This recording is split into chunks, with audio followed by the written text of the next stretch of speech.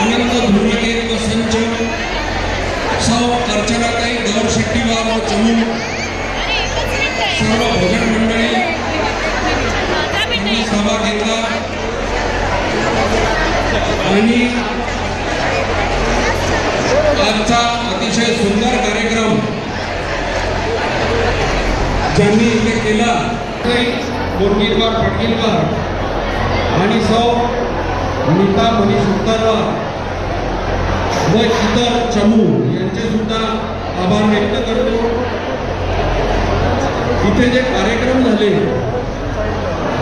त्या कार्यक्रमांमध्ये उत्कृष्ट संचालन केलेल्या संध्याताई निर्मलवार व सौ सोनाली येटिनवार यांचे सुद्धा आभार व्यक्त करतो।